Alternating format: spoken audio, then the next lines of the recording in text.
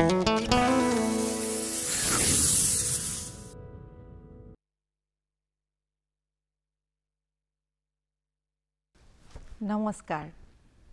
দূৰদৰ্শনৰ এটা বিশেষ অনুষ্ঠান জীৱন মধুৰ হয় জীৱনটো সঁচাই মধুৰ যদি এজন ব্যক্তিয়ে ভালকৈ জীয়াবলৈ জানে তেতিয়াহ'লে জীৱনটো সঁচাই মধুৰ বহুতে কয় জীৱনটো বহুত কঠিন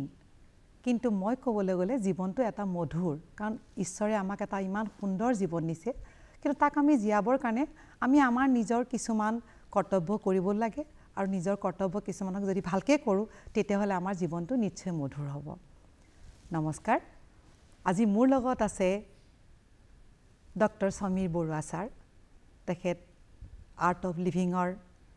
তেখেত সংগঠক তেখেতৰ বিষয়ে আজি আমি জানিম আৰু তেখেতে কিদৰে জীৱনটোক মধুৰ কৰি ৰাখিছে সেই বিষয়ে আমি তেখেতৰ লগত কথা পাতিম আহকচোন ছাৰ নমস্কাৰ নমস্কাৰ আপোনাক ষ্টুডিঅ' মুজালৈ স্বাগতম জনালো আপুনি ধন্যবাদ জীৱনটোক কেনেকুৱা হিচাপে মধুৰ কৰিবৰ কাৰণে এজন ব্যক্তিয়ে কেনেকৈ জীৱনটোক নিয়াব লাগে আৰু কেনেকৈ জীৱনটো মধুৰ কৰিব লাগে এই বিষয়ে আমাৰ দৰ্শকক অলপমান ক'ব আচলতে মানুহে যেনেকৈ বিচাৰে তেনেকৈ জীৱনটো যাপন কৰিব পাৰে সেইটোৰ ওপৰত নিৰ্ভৰ কৰে আমি এটা কথা ভালকৈ জানো যে আমাৰ শৰীৰটো যদি ভালে থাকে আৰু যদি মনটো ভালে থাকে তেতিয়াহ'লে আমি জীৱনটোৰ যিটো জীৱন মধুৰ সেইটো আমি উপভোগ কৰিব পাৰোঁ মানে এই উপভোগ কৰোঁতে ধৰক কেতিয়াবা বহুত ধৰণৰ বিসংগতিও আহি পৰে জীৱনত আহি পৰে সুখ দুখ ইত্যাদি এইবিলাক থাকিবই হয় সেইবিলাকো আমাৰ জীৱনৰ এটা পাৰ্ট অভিন্ন কিন্তু অংগ কি ভাবত আমি সেইবিলাক অতিক্ৰম কৰিব পাৰোঁ কি প্ৰচেছত আমি কৰিব পাৰোঁ বা আমি কেনেকৈ নিজকে সজাগ কৰিব পাৰোঁ আৰু কি ভাবত আমি শৰীৰটোক ধ্যান দিব লাগিব আৰু তাৰ লগতে মনটোক কেনেকৈ চাফা কৰিব লাগিব এইটোৰ কাৰণে যোগা আৰু যিটো প্ৰাণায়াম বা ইয়াৰ লগত যিবিলাক মাইণ্ডৰ কাৰণে যিটো মেডিটেশ্যন এইবিলাক খুবেই দৰকাৰ আচলতে শাৰীৰিক ভাৱত বা মানসিক ভাৱত আৰু আধ্যাত্মিক ভাৱত তিনিটা স্তৰতে আমি যদি তাৰ লাভটো ল'ব পাৰোঁ তেতিয়া আমাৰ নিজৰে মনত এনেই অনবৰতে ফূৰ্তি ভাৱ এটা হৈ থাকিব থাকে হয় আপুনি এটা কথা ক'লে মাত্ৰ যে মনটো চাফা কৰিবলৈ মনটো চাফা কি হিচাপে কৰিব পাৰি আমি সদায় ৰাতিপুৱা শুই উঠাৰ পিছতে এটা ভাল ভাৱ ল'ব লাগে এটা ভাল থট গোটেই দিনটোৰ কাৰণে এতিয়া আমাৰ সমস্যাবিলাক কি হয় আমি সাধাৰণতে কি হয় আমি বেছিভাগ সময় আমি যেনিবা ভূতকালত থাকোঁ বা আমি বেছিভাগ সময় আন সময়খিনি আমি ভৱিষ্যতত থাকোঁ আমি ভূতকালত যিমান আমাৰ জীৱনত এনেকুৱা দুখ হ'ল কষ্ট হ'ল বা এনেকুৱা ধৰণৰ কিছুমান এক্সপিৰিয়েঞ্চ হ'ল যিটোৱে আমাক অনাবৰতে সেইটো আমাৰ মনত মানে এটা বৰ চাপ এটা পৰাৰ নিচিনা পৰি থাকে আমি মানে ভাবোঁ বেছিকৈ যে আমাৰ কি মানে সেই পুৰণা কথাবিলাক আমি ভাবি থাকোঁ বা এনেকুৱা ভাবি থাকোঁ অসুবিধা দিয়ে আৰু ভৱিষ্যতটো ভয় হয় যে আমাৰ কিবা এটা হ'লে কেলে কি হ'ব আমি এতিয়া সেইকাৰণে ভূতকাল আৰু ভৱিষ্যতৰ মাজত পেণ্ডুলামৰ নিচিনাকৈ আমি এনেকৈ ওলমি থকাৰ নিচিনা আমি বৰ্তমানত থাকিবলৈ পাহৰি যাওঁ আৰু এতিয়া বৰ্তমানত থাকিব পাহৰি গ'লে কি হয় এতিয়া লেকচাৰ দি পেলাই মই ক'ব নোৱাৰোঁ যে আপোনালোক আমি চবেই বৰ্তমানত থাকোঁ কিন্তু এইবিলাকৰ প্ৰচেছ আছে যোগাৰ দ্বাৰা প্ৰাণায়ামৰ দ্বাৰা ব্ৰিডিং এক্সাৰচাইজৰ দ্বাৰা আপোনাক সুধিম বাৰু এতিয়া কথা হ'ল যে আজিৰ জীৱনটো যিহেতু এটা মেচিনাৰ বুলি ক'লেও বেয়া নহয় তাৰমানে আজিকালি মানুহবিলাক ইমান মানে ব্যস্ত হৈছে নিজক লৈতো সময় নাথাকেই নিজৰ কৰ্মক্ষেত্ৰতো কেতিয়াবা নিজৰ সময় নাথাকে এনেকুৱা হৈ উঠে এই ক্ষেত্ৰটোক বেলেঞ্চ কৰিবৰ কাৰণে ইকুৱেল ৰাখিবৰ কাৰণে কি কৰিলে বেছি বেটাৰ বুলি আপুনি ভাবে চাওক মই যেনেকৈ কৈছোঁ মই বেংকিং ইণ্ডাষ্ট্ৰী মানুহ আৰু মই বেংকিং ইণ্ডাষ্ট্ৰী টপ পজিশ্যনত আছোঁ যেহেতু আপুনি আৰু সেইটো ইমান হাজাৰ মানুহ আণ্ডাৰত কাম কৰিছে সেইটোৱে মই সুধিম ছাৰ আপুনি ধৰক এই ক্ষেত্ৰত যেহেতু আপুনি এজন জেনেৰেল মেনেজাৰ আছিলে সেইখিনি সময়ত চেন্নাইত আছিলে যেতিয়া আপুনি সেইখিনি সময়ত বিভিন্ন ধৰণৰ মানুহ লগ পাইছিলে কৰ্পোৰেট সেক্টৰৰ পৰা ডাঙৰ এজন বিজনেছমেনেই হওক বা এজন সাধাৰণ মানে যেটো একাউণ্ট হোল্ডাৰ তেওঁলোকক আপুনি কি হিচাপে সেইখিনি সময়ত বেলেন্স কৰিছিলে আৰু আপোনাক এই আৰ্ট অফ লিভিংয়ে আপোনাক কি হিচাপে সহায় কৰিছিলে সেইখিনি সময়ত সেইটো তাৰমানে প্ৰথম এটা কথা মনত ৰাখিব লাগিব আমি প্ৰথমে নিজকে সাফা কৰি ল'ব লাগিব হয় সাফা মানে ক্লিনসিং বুলি কৈছো মই যে আমি নিজেই নিজকে চেঞ্জটো আমি বেলেগৰ ওপৰত চেঞ্জটো বিচাৰি থাকো কিন্তু আমি প্ৰথমতে নিজৰ ওপৰতে চেঞ্জটো আনিব লাগে এই অৰ্গানাইজেশ্যনটোৰ নাম হ'ল ব্যক্তি বিকাশ কেন্দ্ৰ এইটোৱে কৈছে একোজন ব্যক্তিক যদি আমি এম্পাৱাৰ কৰিব পাৰো একোজন ব্যক্তিক যদি আমি তেওঁলোকক বিকাশ কৰাব পাৰো তেতিয়াহ'লে কি হ'ব তেওঁলোকে তেনেকুৱা ধৰণৰ একোজন মানুহ লগ লাগি প্লাইটো সমাজখন হয় হয় সঁচা কথা সমাজখনত যদি আমি এটা উত্থান কৰিব খুজিছে এখন যদি আমি এনেকুৱা ধৰণৰ এখন ভাল সমাজ গঢ়ি তুলিব খুজিছো এই ব্যক্তি এজন ব্যক্তিক আমি যদি তেওঁলোকক যদি আমি বিকাশ কৰাব পাৰো আৰু তেওঁলোকৰ যদি মনবিলাক সাফা কৰিব পাৰো তেওঁলোকক যদি শাৰীৰিক ভাৱত আমি তেখেতসকলক উৎসাহ জনাব পৰা যায় তেতিয়া হলে দেখিব যে আমাৰ ভাল এখন সমাজ হ'ব নিশ্চয় হ'ব মই বেংকিং সেক্টৰত কি দেখিছিলো যে আমাৰ ষ্ট্ৰেছ লেভেলটো খুব বেছি আছিলে কাৰণ সদায় টাৰ্গেট ওৰিয়েন্টেড হৈ বা হেৰি থাকে এতিয়া ঘটনাটো হৈছে যে কি যে মই এই আৰ্ট অফ লিভিংলৈ অহাৰ পিছত মোৰ পৰিৱৰ্তন যিখিনি দেখিলে মানুহখিনিয়ে তেওঁলোক আকৰ্ষিত হৈ গ'ল হয় কাৰণ দেখিছে অন্য আমাৰ লেভেলৰ মানুহবিলাকৰ ওচৰত গ'লে খং ৰাগ থাকে অনাবৰত টেনচন থাকে হেৰি থাকে বিশেষকৈ তেনেকুৱা হয় বেংকিঙত কেতিয়াবা মেনেজাৰজন লগ ধৰিব গ'লে মেনেজাৰজনে মিছবিহেভ কৰে একাউণ্ট হোল্ডাৰক বা কোনো ধৰণৰ সহায় নকৰে তেনেকুৱা হয় মইতো দেশ বিদেশত বহুত হিউমেন ৰিচোৰ্চেছ ডেভেলপমেণ্টৰ মই এনেকুৱা ধৰণৰ কোৰ্চ কৰিলোঁ কিন্তু মই এনেকুৱা ধৰণৰ এটা কোৰ্চ দেখা নাই যে 6 দিনৰ ভিতৰত এনেকুৱা ধৰণৰ এটা পৰিৱৰ্তন নাহে বাহিৰমুখীৰ পৰা তেওঁলোকে অন্তৰ্মুখী কৰি যেতিয়া অন্তৰ্মুখী কৰি দিলে অন্তৰৰ পৰা যেতিয়া এটা ভাল ভাৱ এটা ভাল ফুৰ্তি ভাৱ আহি গ'ল তেতিয়া যিকোনো পৰিস্থিতি বা যিকোনো মানুহক আমি সন্মুখীন হ'বৰ কাৰণে এটা অদ্ভুত শক্তি পাই যায় ঠিক তেনেকৈ ছাৰ এটা কথা আছে যে মানুহৰ যেতিয়া মনটো ভাল লাগি থাকে মানুহৰ চেহেৰাটোত তাৰ প্ৰভাৱ পৰে এজন যদি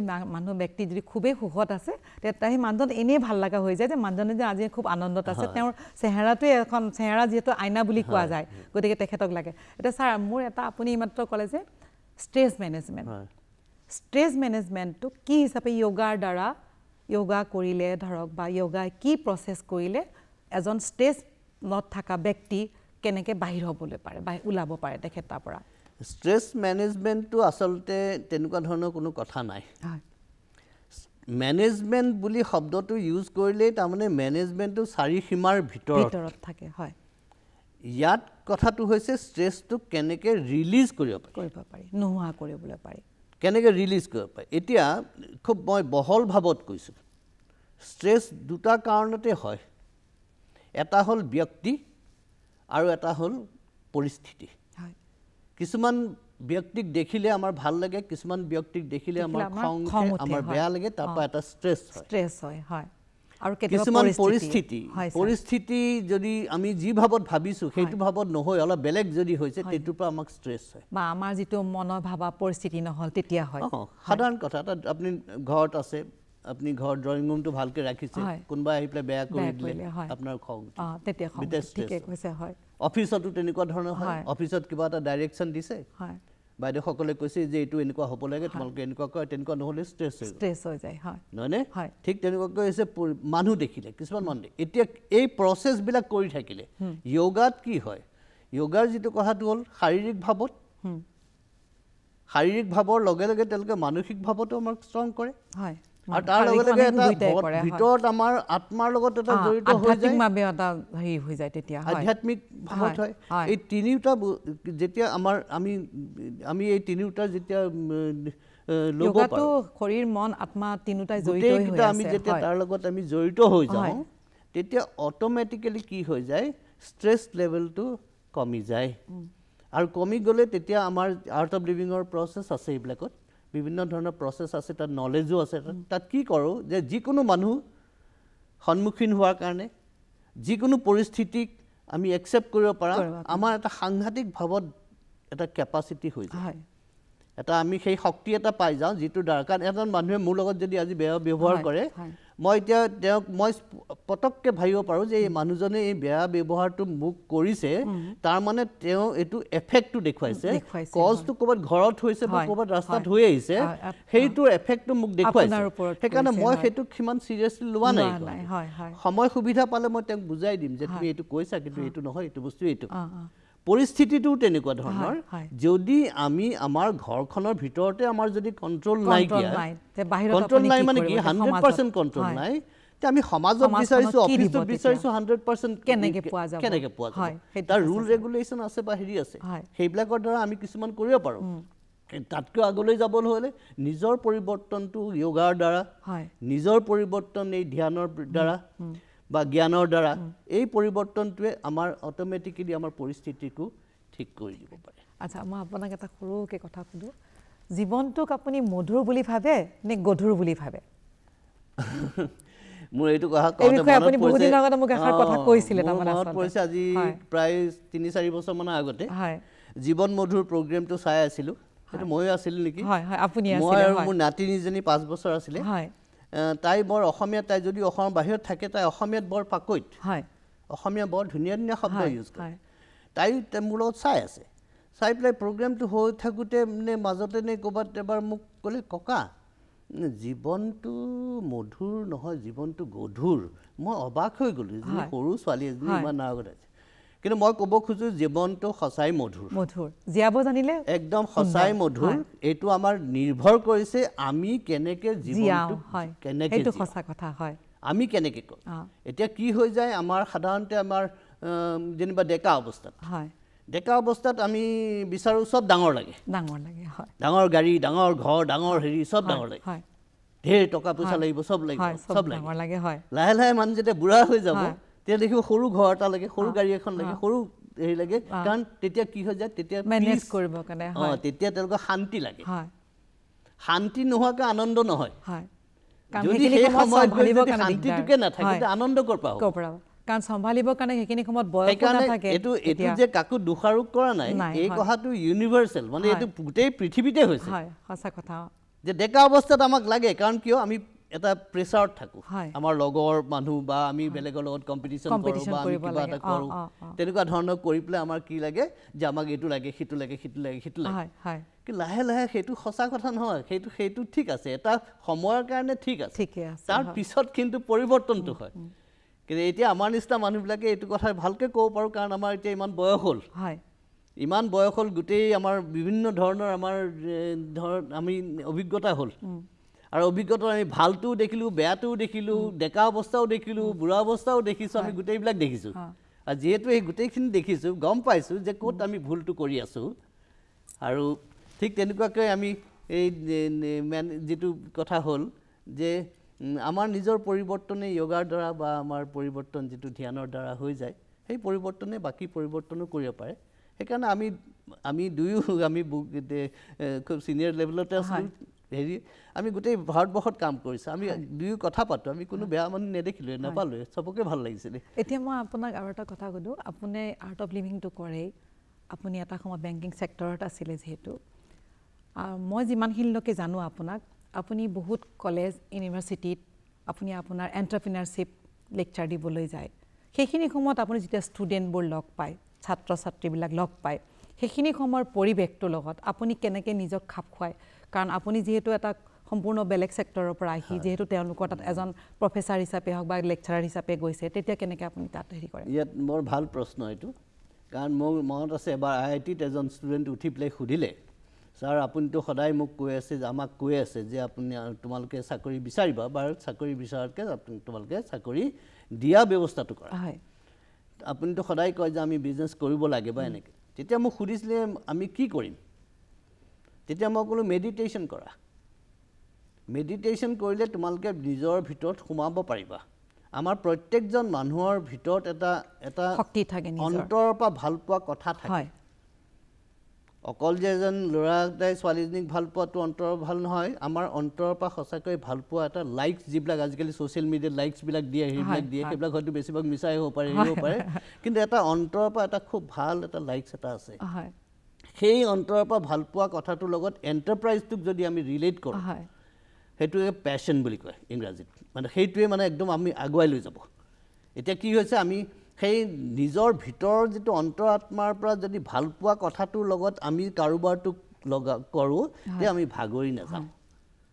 তাৰ লগত ৰিলেশ্যনটো এইটোৱে যে এণ্টাৰপ্ৰাইজৰ লগত মেডিটেশ্যনৰ ৰিলেশ্যন আছে সেইটো খুলিব খুজিছে স্যাৰ মেডিটেশ্যনটো কিমান সংখ্যক মানে ধৰক সাকসেসফুল হয় মানে উপকৃত হ'ব পাৰে মেডিটেশ্যনৰ জনা এজন যিকোনো ব্যক্তি অকল যে বিজনেছ কৰিবই লাগিব তেখেত এজন টিচাৰ বা কোনোবা বেংকিং সেক্টৰত হ'ব লাগিব বা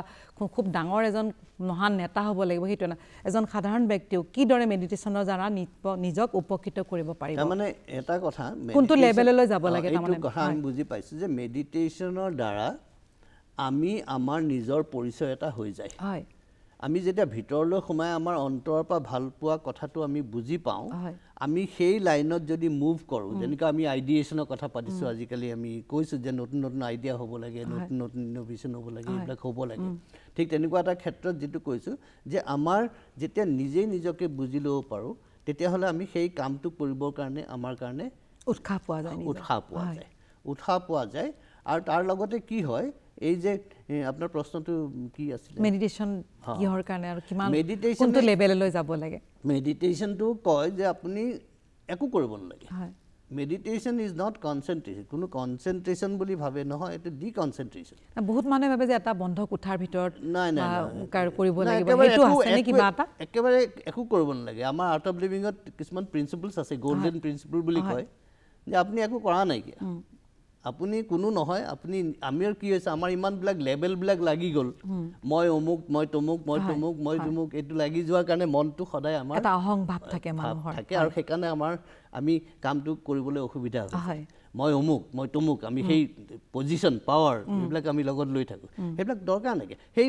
যিখিনি সময়ত মেডিটেশ্যন কৰিব সেইখিনি সময়ত এইবিলাক পাহৰি যাব লাগিব যে মই এইবিলাকৰ মই একোৱে নহয় মই একোৱে নালাগে মোক একো দৰকাৰ নাই তেনে মনটো খালি হ'ব আৰু মান যদি 10 মিনিটও বহে 15 মিনিটও বহে বা 20 মিনিটও বহিলে সেইখিনি সাফিসিয়েন্ট হয় মেডিটেশ্যন কৰাৰ কিবা প্ৰসেস আছে নেকি কিবা এনেকুৱা প্ৰসেস বহুত মানুহে ভাবে যে মেডিটেশ্যনৰ কাৰণে মই বহি থাকিব নোৱাৰো আৰ্ট অফ লিভিংৰ সহজ সমাধি যেটো প্ৰগ্ৰাম সেইটো এটা বৰ সুন্দৰ সৰল ভাৱত কেনেকৈ মানুহে মেডিটেশ্যন কৰিব পাৰে সেইটো এটা বৰ ভাল এটা প্ৰশিক্ষণ আছে আৰু সেইটো আমাৰ সহজ সমাধি ধ্যান শিবিৰ বুলি কয় সেইটো কৰায় আৰু ঠিক তেনেকুৱাকৈ বহুত ধৰণৰ প্ৰসেসেস আছে যিবিলাকৰ দ্বাৰা আপোনাৰ এই সৰু ল'ৰা ছোৱালীৰ ষ্ট্ৰেছ বিলাকক ঠিক কৰিব পাৰে আজিকালি বহুত ল'ৰা ছোৱালীৰ ষ্ট্ৰেছ বহুত হৈছে আজিকালি ইয়াং জেনেৰেশ্যনৰ যেটো আজিকালি অলপ ড্ৰাগ এডিকশন হৈছে তা ডি এডিকশনৰ কাম কৰে তেওঁলোকৰ যেনিবা সুইসাইডিকেল টেন্ডেন্সিজ হৈছে সেইবিলাকৰ পৰাও তেওঁলোকক ঠিক কৰিব পাৰা সেইটো ঠিকে কৈছে আপুনি আজিকালি দিনত সৰু কথাত সুইসাইড কৰাটো আত্মহত্যা কৰাটো এটা প্ৰৱণতা নিচিনা হৈ পৰিছে বৰ্তমান এইটোৰ পৰা কেতিয়াবা কিবা প্ৰসেস আছে যে উলাই আহিব পাৰি বা আজিৰ দিনৰ কাৰণ যেটো একেবাৰে সৰু ল'ৰা ছোৱালী 12-14 বছৰৰ ল'ৰা ছোৱালীও মানে আত্মহত্যা কৰিছে তেনেকুৱা ধৰণৰ মানে আমি কোৱালিটি টাইম দিব পৰা নাই ল'ৰা ছোৱালীক হয় কাৰো দুখ নাই কাৰণ আজিকালি সকলোৱে ব্যস্ত যেটো পৰিস্থিতি হৈছে তাত তেতিয়া দেউতাকেও চাকৰি কৰিবলগীয়া হৈছে মাকেও কৰিবলগীয়া হৈছে কাৰণ ঘৰখন চলাব লাগিব হয় সেইটো এটা কথা আছে হিপিনে ল'ৰা ছোৱালীবিলাকক আমি সময় কোৱালিটি টাইম দিব পাৰিছো নাই আৰু যদি নোৱাৰো সিহঁতি লাহে লাহে ডাঙৰ হৈ পেলাই সিহঁতৰ মনত এটা বিদ্ৰোহী ভাৱ আহিলে তেতিয়া বাকিবিলাকৰ পৰাও কথা শুনি মেলি তেতিয়া কাৰণ তেতিয়া সিহঁতৰ এনেকুৱা মানসিক এটা চাপ পৰে সেইটোৰ পৰা গৈ পেলাই ড্ৰাগছ ললে বা বেয়া কাম কৰিলে তেনেকুৱা ধৰণৰ হ'ল সেইকাৰণে এইটো এটা ডাঙৰ সাবজেক্ট সেইটো লৈ পেলাই আমি কথা পাতিবলৈ গ'লে বহুত সময় লাগিব কিন্তু এই গোটেই অৰ্গানাইজেশ্যন উলাই আহিবৰ কাৰণে ৰাস্তা একেবাৰে সুন্দৰকৈ তেওঁলোকক এই উশাহৰ প্ৰক্ৰিয়া মেইন গোটেই এক্টিভিটি বিলাকতে আমি এটা কথা বুজি ল'ব লাগিব যে উশাহটো আমি যিটো লৈ আছো সেইটো আমি এটা নৰমালি 30% লাং কেপাসিটি আমি 30% লওঁ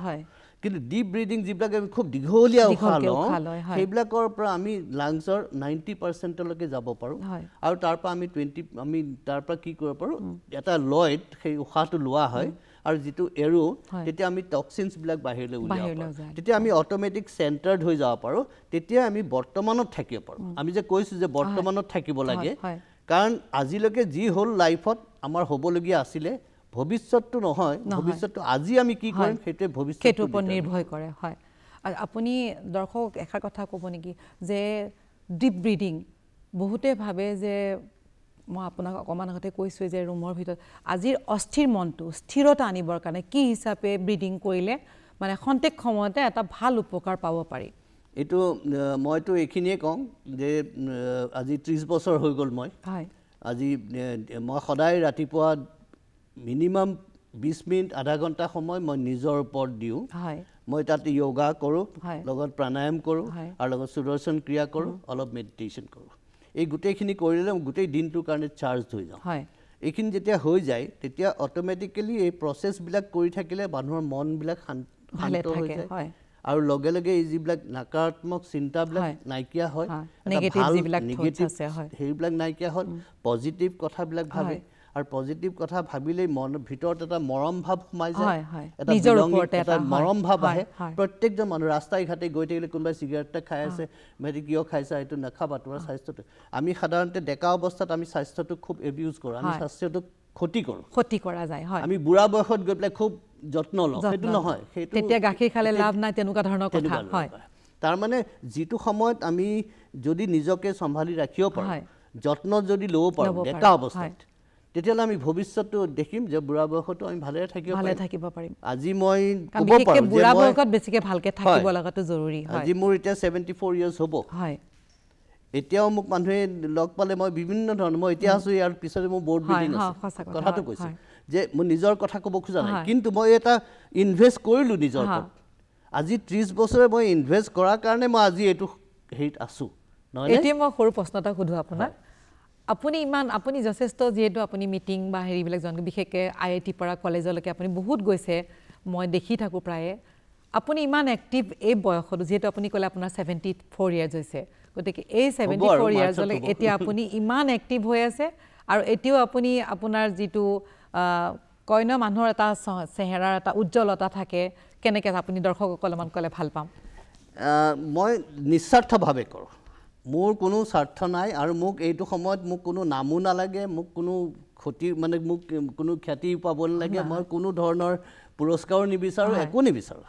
মই একমাত্ৰ এটা কথাই বুজি পাইছোঁ যে আমি আমাৰ নিজৰ ল'ৰা ছোৱালীবিলাকক আজিকালি মই বিশেষকৈ ল'ৰা ছোৱালীৰ লগত থকাৰ কাৰণে তেওঁলোকে বেছিভাগে মাক দেউতাকৰ কথাবিলাক তেওঁলোকৰ ভাল নালাগে কাৰণ মাক দেউতাকে একঘেঁয়া কথাবিলাকে কৈ থাকে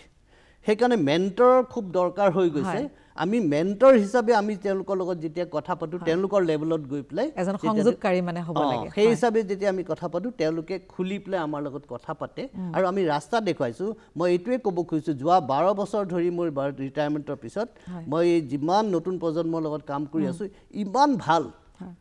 ইমান ভাল তেওঁলোকে কৰিবলৈ ইচ্ছা কৰিছে মই সেইকাৰণে অভিভাৱকসকলক ইয়াৰ দ্বাৰাই ক'ব খুজিছোঁ যে আপোনালোকে ছাপোৰ্ট কৰক উৎসাহ দিব লাগিব আজি গুজৰাটত কাম কৰি আহিছোঁ মই ৰাজস্থানত কাম কৰি আহিছোঁ চব তাত মাক দেউতাকে গভৰ্ণমেণ্টৰ বিজনেছ কি গভৰ্ণমেণ্টৰ চাকৰি কৰি কোনো হেৰিয়ে নকৰে গভৰ্ণমেণ্টে এতিয়া বৰ্তমান যুগত 1990 পিছত গভৰ্ণমেণ্টে চব কাম নকৰা হ'ল নহয় এতিয়া সেই বস্তুটো আমি ৰিয়েলাইজ উপলব্ধি কৰিব লাগিব যে আজিৰ দিনত আমি কিয় নিজেই নিজৰ কাৰোবাৰ কৰিব লাগে সৰু সুৰা বস্তু এটা পিন এটা আহি গ'ল এটা সাধাৰণ বস্তু এটা গণেশো আহি গ'ল চাইনাৰ পৰা আমি কৰিব পৰা কিমান আছে কিমান কাম আছে ইমান সুবিধা পোৱা গৈছে এতিয়া চৰকাৰৰ পিনৰ পৰাও বহুত যথেষ্ট কম স্কিম বনাই দিছে এতিয়া যদি আমি এই সময়ত নিজকে শাৰীৰিক ভাৱত আৰু মানসিক ভাৱত যদি আমি তৈয়াৰ কৰি ল'ব পাৰোঁ তেতিয়াহ'লে আমি অট'মেটিকেলি কি কৰিব পাৰিম এই সুবিধাবিলাক লৈ আমি আগুৱাই যাব পাৰিম তেতিয়া জীৱনটো আমি সুন্দৰ কৰিব পাৰিম মধুৰ হ'ব বহুত মধুৰ হ'ব সেইটোৱে মই আপোনাক ক'বলৈ বহুতে কয় যে লাইফ ইজ শ্বৰ্ট বুলি কয় বহুতে জীৱনটো সৰু কিন্তু আপুনি ভাবেনে জীৱনটো সৰু বুলি নাভাবোঁ মই যদি মোৰ 69 বছৰ যেতিয়া হ'ল তেতিয়া মই যদি PhD ডিগ্ৰী এটা পাব পাৰোঁ সঁচাই খুব আচৰিত কথা তাৰমানে কি মই ৰিটায়াৰমেণ্টৰ পিছত যে মই ডক্টৰেটৰ কাৰণে মই ইণ্টাৰেষ্টেড নহয় মই কৈছোঁ যে আমাৰ নতুন প্ৰজন্মক আমি বেংকিং ছেক্টৰে সহায় কৰিব লাগে বেংকিং ছেক্টৰে সহায় কিয় নকৰে তাক কৰিব লাগে তাৰমানে এতিয়া আমি ক'ব খুজিছোঁ যে আমি নিজকে ঠিক কৰি লৈ আৰু বাকীবিলাককো ঠিক কৰি ল'ব পাৰি আমি আগুৱাই যাওঁ আমাৰ অসমৰ মানুহ বা নৰ্থ ইষ্টৰ মানুহ তেওঁলোকৰ বহুত কৌশল আছে আজি মই যিটো আমাৰ হেৰি লাজং যিটো ফুটবল হেৰি তাৰ যিজন তেওঁৰ লগত কথা পাতিছোঁ মই কৈছোঁ নৰ্থ ইষ্টত কিমান স্পৰ্টছৰ এক্টিভিটি কৰিব পাৰে তাত য়োগাৰ বহুত ডাঙৰ এটা কণ্ট্ৰিবিউশ্যন থাকিব পাৰে তাত মেডিটেশ্যনৰ আজি খুবেই দৰকাৰ বহল পথাৰ এখন আছে কাৰণ তেওঁলোকে মাইণ্ডটো মনটোক চম্ভালিব লাগিব নহয় হয় হয় শৰীৰটো ঠিক কৰি ল'ব লাগিব আজিকালি বহুতে জিমত যোৱা হৈছে হয়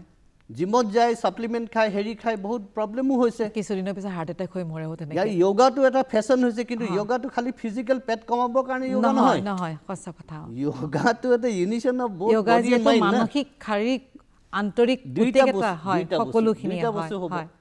সেইখিনি আমি যদি সকলোৱে উপলব্ধি কৰোঁ যে হয় আমি য়োগাৰ দ্বাৰা আমি মেডিটেশ্যনৰ দ্বাৰা আমি নিজকে আমি ঠিক কৰি লওঁ আৰু ল'লে জীৱনটো মধুৰ কৰিম স্যাৰ মইতো একদম পুৰা হেৰি কৰোঁ সুন্দৰ কথা ক'লে আৰু খুব সহজভাৱে যিহেতু ছাৰে কথাখিনি দৰ্শকক বুজাই দিছে মই স্যাৰ আমাৰ ষ্টুডিঅ'ত অহাৰ কাৰণে ছাৰক অশেষ ধন্যবাদ জনালোঁ স্যাৰ আপোনাৰ পৰা শিকিবলৈ আৰু বহুত কথা নাজানো মই ঠিকেই ক'লো নে ভুলেই ক'লো কি ক'লো সুন্দৰ কথা কৈছে আপুনি দূৰদৰ্শনক মই ধন্যবাদ দিওঁ তেখেতসকলে যে এনেকুৱা ধৰণৰ এটা প্ৰগ্ৰেম চলাই আছে এই অনুষ্ঠানটো যে চলাই আছে কাৰণ এইটো খুবেই দৰকাৰ মই যিহেতু বেছি মানুহৰ লগত জড়িত হৈ আছো মই গম পাই গৈছো কাৰ ক'ত কেনেকুৱা ধৰণৰ গাঁৱে ভূঞে মই ঘূৰি ফুৰো কাৰ মানসিকতা কেনেকুৱা গাঁৱে ভূঞে ঘূৰি ফুৰো তাত মই দেখো যে কেনেকুৱা মানুহবিলাকৰ ষ্ট্ৰেছ সঁচা কথা হয় এই প্ৰগ্ৰেমবিলাকৰ দ্বাৰা মই আপোনালোককো মই আমাৰ শ্ৰোতাকো মই ক'ব খুজিছোঁ যে হতাশ নহ'ব আমি চবেই লগ লাগি পেলাই কাম কৰোঁ আমি কৰি দেখুৱাই দিম যে আমি কৰিব পাৰোঁ আৰু আমি একদম মইতো খুবেই সেই বিষয়ে জীৱনটো সংঘৰ্ষ কৰিও হ'লেও নিজে জীয়াই থাকিব লাগে হতাশ হৈ আমি বহুত কষ্ট কৰি আহিছোঁ মোৰ দেউতা সৰু থাকোঁতে ঢুকাই থাকিলে